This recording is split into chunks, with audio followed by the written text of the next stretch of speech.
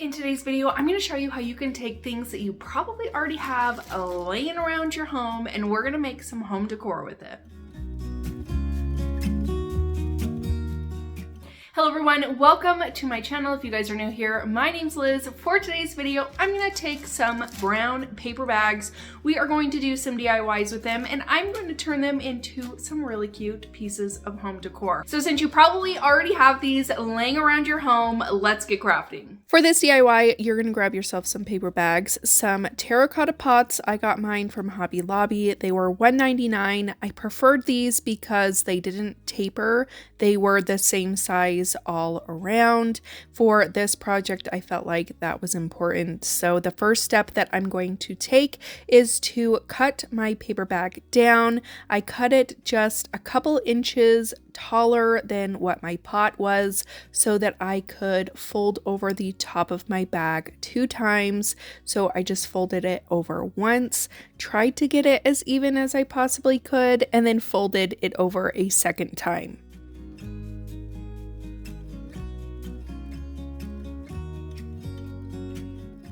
I'll put my pot inside of my bag just to make sure that I have it the height that I want it, and I want it to be sticking up just a little bit over the pot itself.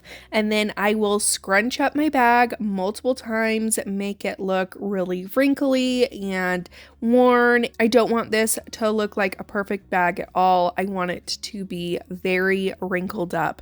So I will go ahead and place my pot back inside of my bag, and then to make sure that my pot doesn't move around and that the top of the pot doesn't show, I did add some hot glue around the very top of the pot and glued the bag down to it. You don't have to do this, especially if you're going to want to reuse those pots. So you want to be able to just take it out of the bag. You don't necessarily have to glue it to your pot. I grabbed out a combination of some ribbon and some twines. This ribbon came from Hobby Lobby and it's a really pretty lace ribbon. I just cut it down the middle because it was a little bit too wide for what I wanted for this project.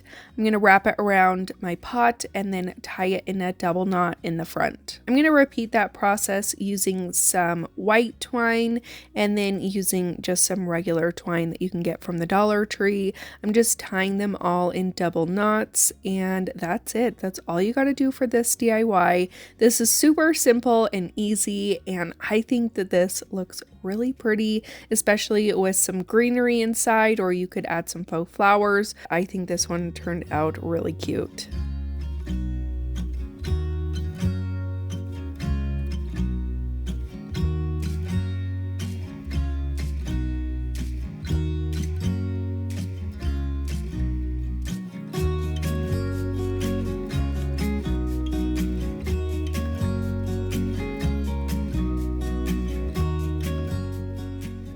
Tomorrow, Friday the 21st, I'm going to be going live on my channel to DIY these with you guys. These are my April craft kits for my subscription box, and I wanted to go live with you guys, craft them with you. I feel like the majority of everybody should have them by now. And then for those of you that don't have them, you can come hang out, chit chat with us, see how I painted them and put them together. I'll also be putting up my normal kind of how-to tutorial on how to put these together next week, so that if you don't want to watch the live, you'll still have a shorter version to see how to put your kits together. But if you're not signed up for my monthly subscription box, what are you waiting for? It's so much fun. These are the kits for this month. This comes in box 1, box 2, and box 3, and this one comes in box 3 along with some paper pads, ephemera, and chipboard for our box number 3, which tomorrow I'll also be showing you how I use the chipboard and ephemera to pair with my craft kits. And then obviously you can use them for whatever kind of projects you want. But come hang out tomorrow, February 21st, while I craft these live. I will have all the details in the description box. For this DIY, I took this wooden sign that came in a pack from Hobby Lobby, so it was only a couple of dollars, and I am going to paint the entire thing black, front, back. The whole thing will be in my Waverly chalk paint in ink.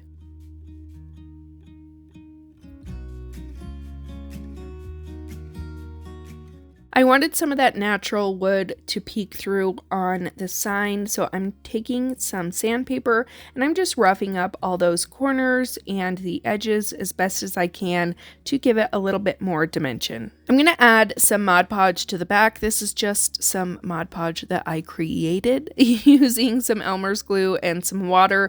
I only had glossy Mod Podge and I didn't want it to be super glossy, so I just mixed together my own. I'm going to cover the entire inside portion of the sign. I'll wait for that to completely dry, and while I do that, I'm taking a paper bag and cutting it down.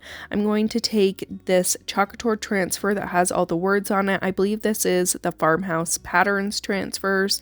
I'll lay this on top of my paper bag, and then using some bright white chalk paste, I'm going to go over the entire thing. I didn't add any kind of wax or anything to it, and it did not stick to my transfer too much at all. I could peel off really easily. You do get a little bit of bleeding when using it on the paper, but since this was kind of more of a background anyways, I wasn't worried about it. And then I'm going to just rip all of the sides. I wanted all the sides to have, kind of that uneven, rippy look to it. I'm going to add that to the inside of my sign once that Mod Podge has completely dried. I'll add some parchment paper on top, and then I'm going to take my mini Cricut heat press all the way on high and go over that entire thing. This worked perfectly. It reactivates that Mod Podge to have the paper stick without having any of the wrinkles or anything like that when you're using Mod Podge. I'm going to take this Busy Bee transfer from Couture as well as the coordinating chalkable chip. I know that the chalkable chip is sold out and some of you haven't been able to get it. I think that they are restocking it, but I'm not totally positive. I've toyed with the idea of making our own, and if that's something that you're interested in, let me know. So just be made out of, plain wood, and you could purchase them on our website to coordinate with your transfers. Like I said, it's something we've been thinking about. If I have enough interest, we'll definitely do it. So let me know in the comments below. Would you be interested in us making coordinating cutouts with your Couture transfers? I pasted over the entire thing with the black chalk paint, and then I'm just going to pull that up to reveal the bee and the words busy, which I think is so cute. I'm going to wash that transfer so I can use it again. Add some super glue, wood glue to the back of my bee, and then center that on my sign, and that is it. I think it turned out really cute. I like the browns and the blacks. I feel like it makes everything just look a little bit more rustic in my opinion, but this is how it turned out and I am loving it.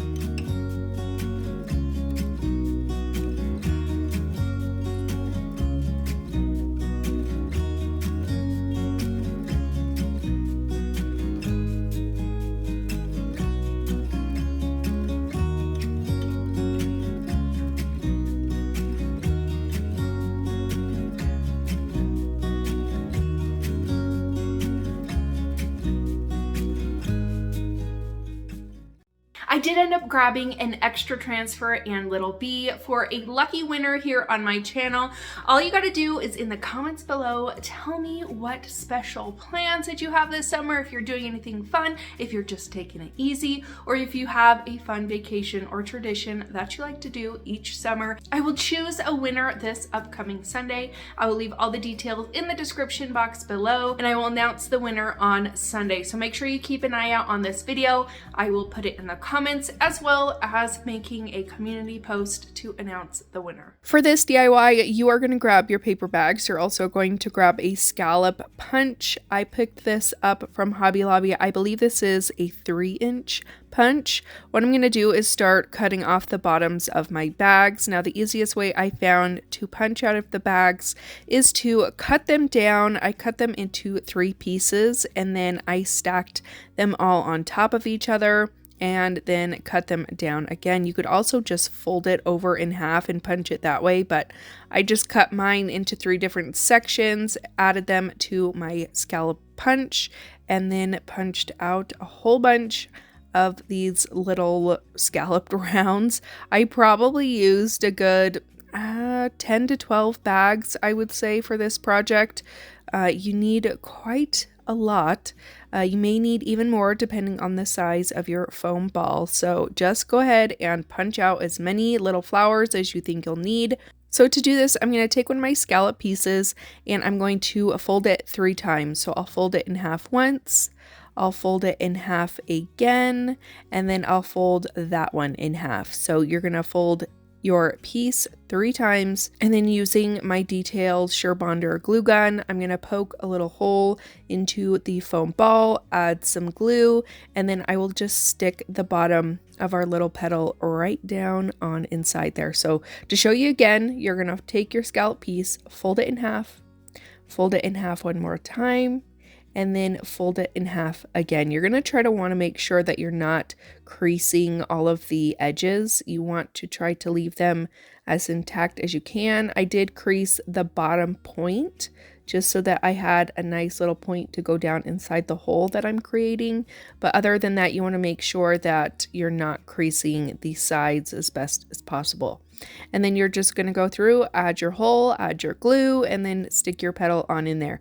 And you are going to do this over and over and over again until your entire piece is covered in those petals. This is one of those mindless crafts, but it kind of takes a while. In fact, my 5-year-old was watching me while I did this, and she said, "Mom, is this hard work?" I said, "Yeah." And she goes, "I think that you may need to go a little faster."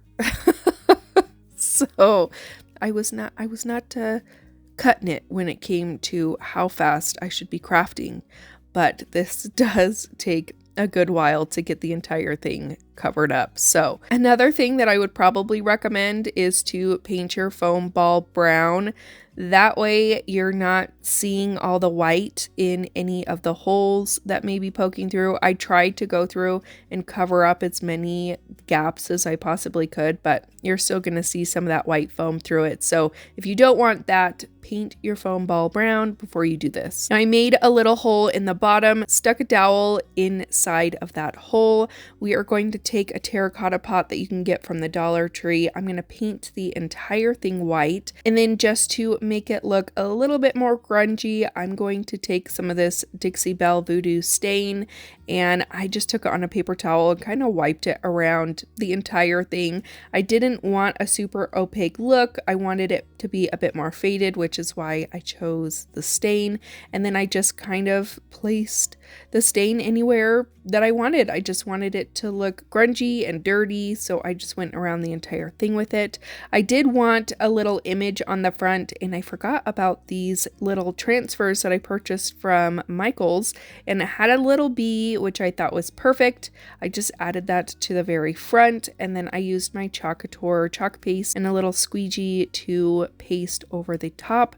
And then you just pull your little transfer off and reveal a super cute little bee on the front. I took another foam ball, added it to the inside of my terracotta pot using some hot glue, and then added my dowel to the pot, just sticking that right down in there. Before I glued it down though, I'm going to take some twine and wrap that around and around and around the top part of my terracotta pot. And then I did tie just a really simple school shoelace type bow right in the front, and I glued it in place so that it wouldn't come undone.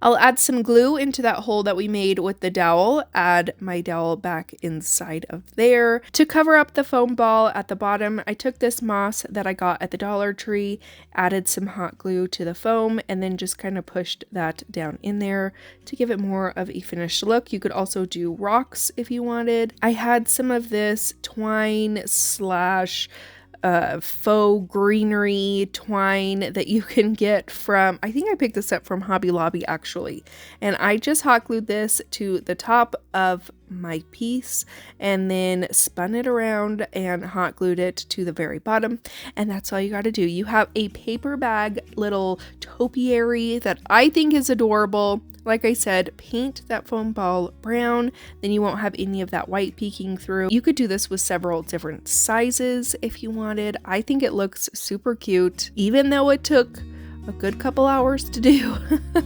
I still think this one turned out adorable.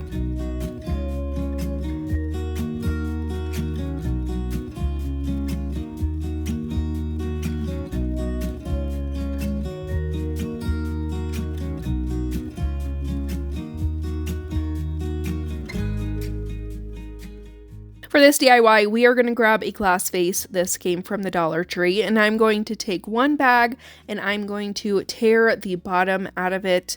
Once I've got the bottom out, I'm just going to crinkle it all up, make it look as wrinkly as I possibly can, and then I will begin tearing strips out of it. So what I'm going to do is I want to cover this entire vase in this paper and give it a fun texture. So like I said, I'm just ripping it in strips, and then you could probably rip those strips in half just to make things a little bit easier. I'm going to add Mod Podge to my vase, and I just kind of did this in sections, added some Mod Podge, added my paper on top. Every time I added some paper, I put a ton of Mod Podge on top of that paper just to make sure everything was going to harden down, make sure everything was nice and stuck down to my vase. So I just went in with a ton of Mod Podge for this, and it did take a while to completely dry, but if you have the patience for it, this is a fun one. So again, you're just going to add your Mod Podge, add your paper, and you'll continue to recover the entire thing in Mod Podge over the paper, making sure everything is nice and stuck down. The key to this is not getting things perfect. You want to have a bunch of wrinkles everywhere. You don't want it to sit completely flat against your vase. The more texture and the more wrinkles, the better. Once this has completely dried, or 99.9% of the way dry, I took a chip brush and some white Waverly chalk paint, and I'm going to dry brush over the vase. I love this. I love the textures that peek through, and you can see all those wrinkles really well. Now you could leave it. You don't have to add the white on top of it. I think it looks really pretty that way as well, but I just think adding the white on top really shows off all that texture, and it adds a fun dimension to it. So that is how this one turned out. This was really easy and fun. Add your florals or some greenery inside, and you have a really fun new textured vase.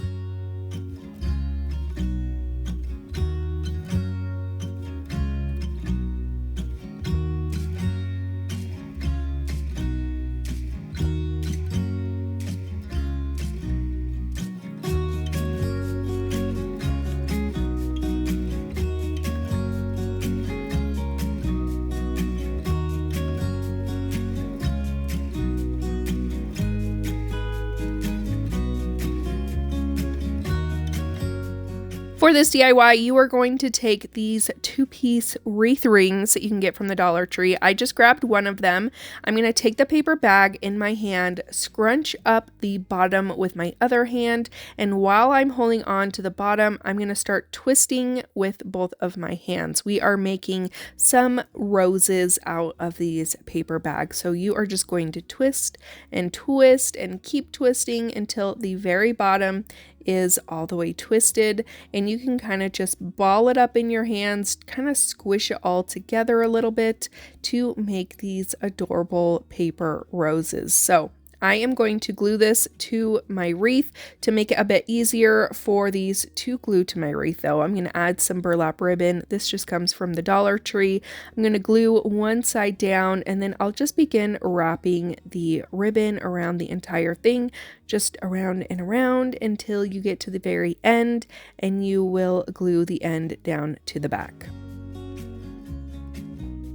I'll begin adding hot glue to my wreath and adding my flowers just right on top. So let me show you again. You're going to take that bag in your hand, you're going to bunch it up in the middle with your other hand, and you'll just twist, and you'll twist and just keep on twisting until your flower is complete. This is super easy to do, and you get these really pretty brown flower roses that I think are adorable. If you have any pieces at the bottom that just aren't sticking down very well, you can glue those to your flower so that you don't have any of your flowers popping up, if that makes any sense. I'll show you here just in a second after I get this flower made. The bottom of my bag wasn't really staying stuck down to my flower. It was kind of popping up a little bit, so I did add some glue in between any of the little pieces of bag that I could just glue to the bottom and make it all kind of scrunch down and stay scrunched down.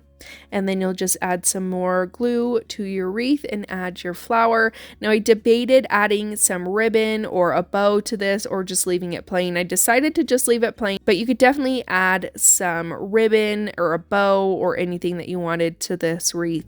I just think this looks cute sitting on a shelf, kind of paired with your other decor, and it was super quick, super easy, and I love the way it turned out.